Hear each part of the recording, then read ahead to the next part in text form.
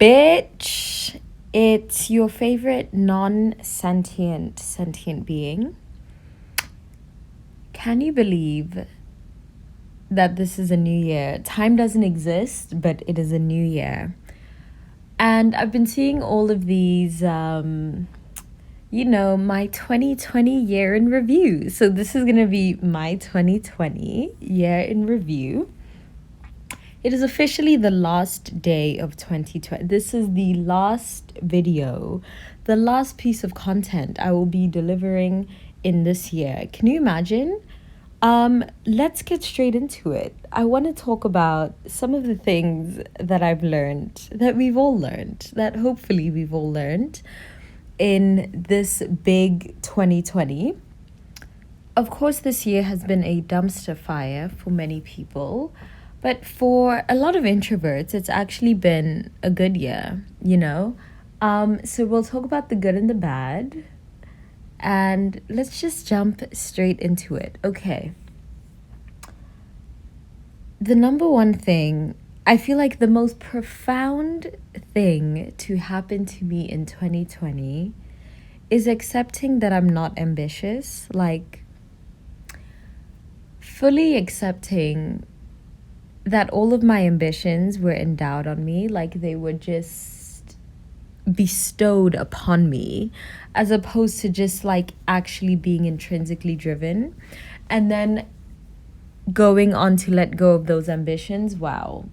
I feel like a weight has been lifted off my shoulder. I feel like a lot of us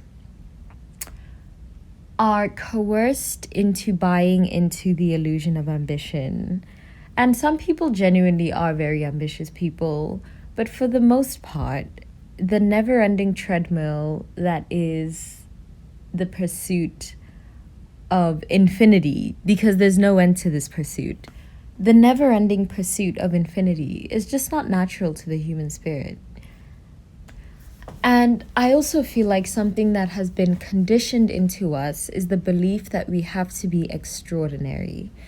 And I found so much peace of mind in accepting that I'm actually just an ordinary bitch. I'm actually just a basic bitch. And I feel like most of the people I know currently, and even most of the people I don't know, are suicidal. And I think one of the reasons for the uptick in suicidalness over the years is because of the expectation to be more than what you already are. The reality is most 99% of us will lead ordinary lives, and yet we live in a world that convinces us that being our ordinary selves is a failure. And so we're always pursuing more and more and more of things that won't even fulfill us or make us happy to begin with, but just because some algorithm told us to. And I feel like the pure acceptance that you're just an ordinary bitch living an ordinary life, and that happiness actually comes from the banalities of life as opposed to the extraordinary parts of life, is just so freeing. It's just like shackles have been taken off, In a lot of ways, ambition is slavery, and in a lot of ways, we're all taught that to be a slave to your ambition is a virtue, when in reality, the only true freedom in life is contentment. Like yesterday on Clubhouse, when we were recruiting for the cult, and someone asked everyone in the room, who is trying to be rich? Does anyone have the ambition to be rich? And I think along with my disposal of ambition, I've also disposed of the desire to be rich. Not because it's not worthwhile. Actually, that is why. But because I've realized that being rich doesn't even exist. Like, there is a complete asymmetry between feeling rich and being rich. And when we look at all the people in life that are actually rich, how many of them actually feel rich? How many? Please tell me. So, what is the point of consistently being on a treadmill that gets us nowhere and still has us feeling the same as where we were when we got on the treadmill? The fact that Jeff Bezos still hoards billions of dollars as if he lives paycheck to paycheck is a testimony to the fact that wealth isn't, like, material wealth is an illusion. The only true form of wealth is actually just contentment, like to just be content in the here and now. And I feel like so many of us are gaslit into believing that being content is lazy, which brings me to my third point that I've learned in 2020. I do not believe in laziness. No, I just don't believe it. I refuse. I just think oftentimes what society convinces people is laziness is actually just either executive dysfunction or just a literal incompatibility with capitalism. So, capitalism, being the proverbial gun that is held to your head, forces you into a realm of existence that is unsustainable and unnatural and unhealthy and poisonous to the human spirit. And then when you start decaying because you are coerced into this system that is in direct opposition to your well-being, you're made to feel as if there's something wrong with you. And you're made to feel as if you're the one that's lazy. No. Okay, yes, some people are lazy. Like, some people are lazy, but the genuine disinterest in the pursuit of infinity is not lazy. It's actually very reasonable and rational. It is completely reasonable and rational to feel no need to pursue infinity, because true contentment, true peace of mind actually only comes from just being content here and now. Like, just being like, actually, bitch, I have enough. I don't need more. I'm good. Like, why is that considered to be laziness? Because the definition of laziness is measured by what works for and what works against capitalism. Anything that is not for the benefit of capitalism, any of your behaviors that are not for the benefit of capitalism, will always be labeled as an illness. It will always be labeled as a personal failure. It will always be labeled as an illness. You will always be made to feel as if you are less than, when actually you're just enough. I just want to normalize mediocrity. Like, I just want to normalize being ordinary. Like, can you imagine? Imagine how much happier and how much more peace of mind we would all have if we just normalized being normal, just being ourselves, as opposed to normalizing a standard that is out of reach for the vast majority of people. That is truly that is truly just the perfect recipe for suicidalness. It is the suicide sandwich. What is the next thing that we've learned this year? Something I've been seeing a lot during this global pandemic is the pressure to be grateful. I've been seeing the word gratitude just everywhere. Like, I actually just see that word just sprinkled everywhere. And my unpopular opinion of the day is it everyday gratitude? I just think, here's my actual hot take. I just think the pressure to be grateful is actually just shame in sheep's clothing. Like, I think a lot of the toxic positivity that surrounds gratitude culture, a lot of the pressures and expectations, a lot of the morality that's attached to being a grateful person is actually just shame and guilt around around experiencing normal human emotions. I just don't think it's everyday gratitude. I actually think it's a lot healthier to acknowledge when life is a shit show. Like, this year was a shit show.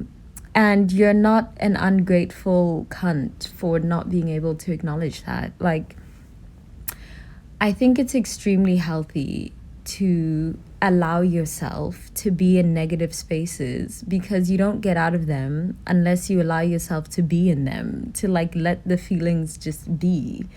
I feel like because of self-help culture, because of manifestation culture, we're all taught that the only way to be healthy is to be in a constant state of positivity.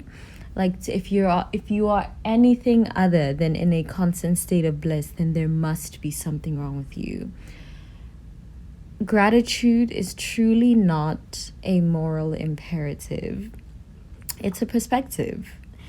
And if you are unable to feel grateful in this moment, try again tomorrow. Like, you will feel grateful when you feel grateful. There's no need to force gratitude because there's nothing wrong with feeling shitty, with acknowledging that reality's gone to shit. Like this simulation, fam.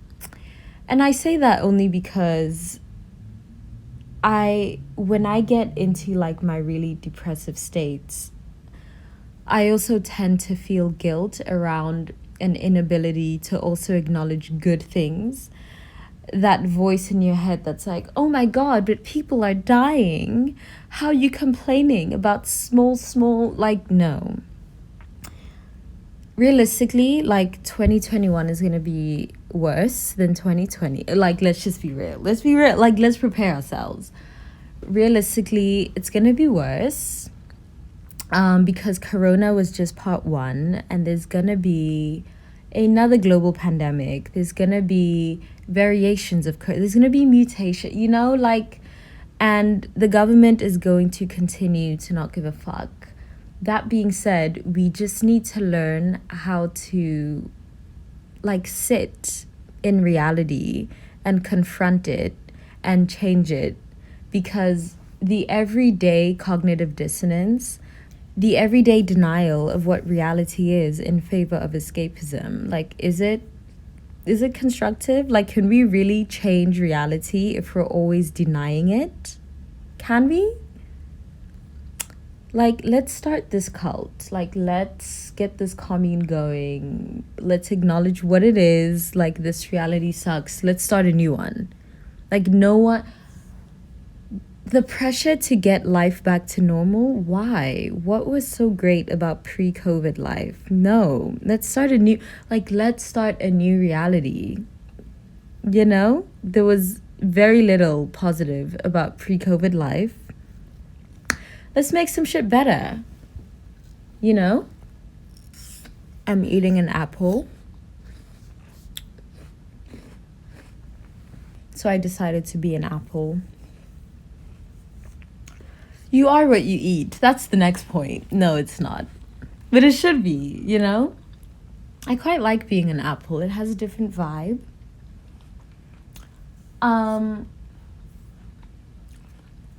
The next point is actually just be what, like, we're not bringing bad faith into 2021, okay? If you want to be an apple, be an apple. So, by all means, be a tomato. Bitch, a strawberry. Be what you actually want to be. You do not need to be tethered to markers of identity that were made by white men. Like, you don't need to be anything that you don't want to be, you know?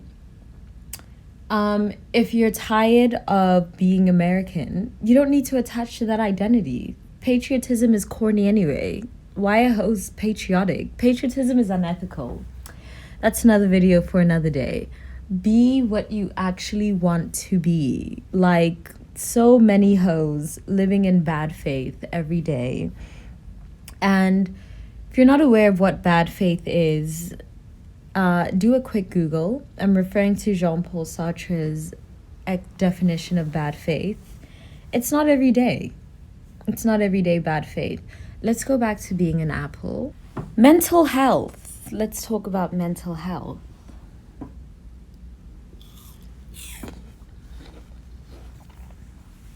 There's something really profound about being an apple while also eating an apple.